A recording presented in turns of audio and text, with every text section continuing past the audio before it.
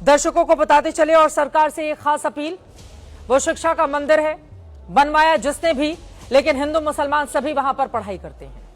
Land use change करके या सरकार खुद अधिग्रहण करके या जैसे भी जो भी बीच का रास्ता हो, क्योंकि किसी इमारत को गिरा देना बहुत आसान होता है, उसको बनाना उतना ही मुश्किल होता है। बीच का रास्ता निकाले सरकार, छात्रों के हित का ख्याल रखा जाए, सरकार खुद इंटरफेरेंस करके उस चीज को अपने हाथ में ले ले। लेकिन अगर इतनी बड़ी यूनिवर्सिटी पर बुलडोजर की कार्रवाई आप करेंगे तो यकीनन सरकार से यह सवाल पूछा जाएगा कि क्या यह जायज है।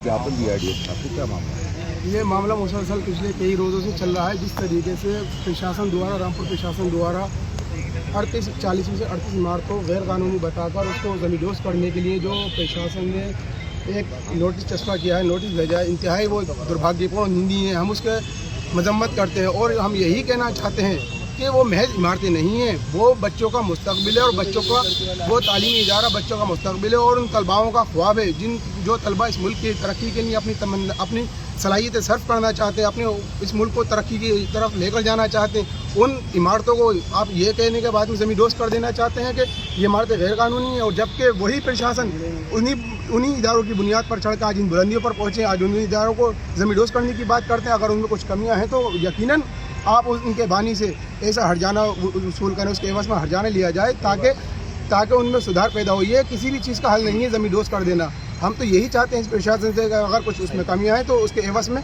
हर्जाना वसूल करा जाए, लेकिन उनको तलबाओं को नुकसान नहीं पहुंचा जाए। उन तलबाओं के ख्वाबों पर और उनके मुस्तकबिल पर पानी ना फेरा जाए। और आने वाले वक्त में ये तलबा इस मुल्क के लिए अपने योगदान देना चाहते हैं, उनके योगदान का इस्तेमाल करा जाए, इस मुल्क को तरक्की की तरफ लेकर जाएंगे।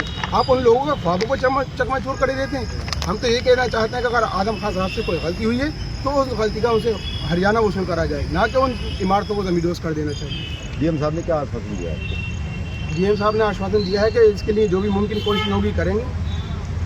और इंशाअल्लाह मैं ये भी कहना चाहता हूँ, तलबाओं से कहना चाहता हूँ, रामपुर के वकीलों से कहना चाहता हूँ, रामपुर के पढ़े लिखे लोगों से कहना चाहता हूँ, तालीम से मोहब्बत रखने वाले लोगों से कहना चाहता हूँ, इसके तहफ़्फ़ुज़ के लिए आप लोग आएँ, इसके तहफ़्फ़ुज़ के लिए अपनी जी जान मेहनत करें और हो सके तो इसके लिए जो भी मुमकिन कोई चीज़ हो सके वो करें। आप आएँ और हमारा साथ दें और हम इस मुहिम का हिस्सा बने, इस तहफ़्फ़ुज़ की मुहिम का हिस्सा बने। तो असुद्दीन ओवैसी जो हैं वो भी आएंगे क्या? यकीनन वो हमारे सूबाई सदर साहब के आदेश अनुसार जिस तरीके से जिस तरीके से आदेश अनुसार हमारे सूबाई सदर साहब ने जिस तरीके से आदेश दिया, इंशाल्लाह आने वाले वक्त में वो भी आएंगे। कौन? हमारे सूबाई सदर साहब शौकत अली साहब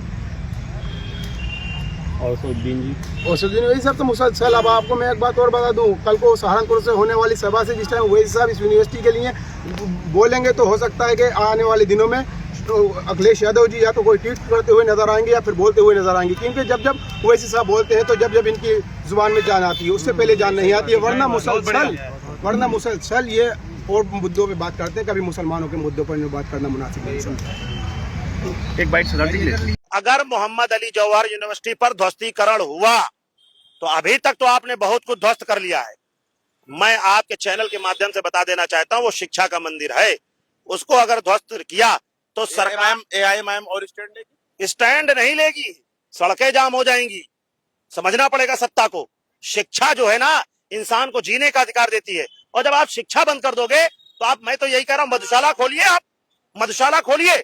देखिए, ये ऑल इंडिया मजलिस इत्तेहादुल मुस्लिमीन के बैनर तले जो है मौलाना मोहम्मद अली जौहर यूनिवर्सिटी को बचाने के लिए जो है वो आप देख सकते हैं कि ज्ञापन देने पहुंचे हुए हैं। समाजवादी को आप यहाँ पर कहाँ देख रहे हैं? जिस तरीके से 37 सांसद हैं और तकरीबन जो है 111 अगर गठबंधन की बात किया जाए विधायक हैं, उनको कहाँ पर देख रहे हैं? वो आज मंदिर के लिए धरना दे रहे हैं। मंदिर में जो चंदा चोरी हुई है उस पे धरना दे रहे हैं, मार जवानी कुर्बान कर रहे हैं। आज ही वो मंदिर के चंदे की चोरी के लेके विधानसभा के आसपास धरना प्रदर्शन आंदोलन कर रहे हैं। मगर जो यूनिवर्सिटी जो बच्चों की पढ़ाई लिखाई का साधन था, उसके ऊपर समाजवादी पार्टी का कोई मतलब नहीं है, कोई बात नहीं है। इसमें आजम खान साहब का नाम आया, इस वजह से समाजवादी पार्टी इस जगह पे खड़ी होना नहीं चाहती। मगर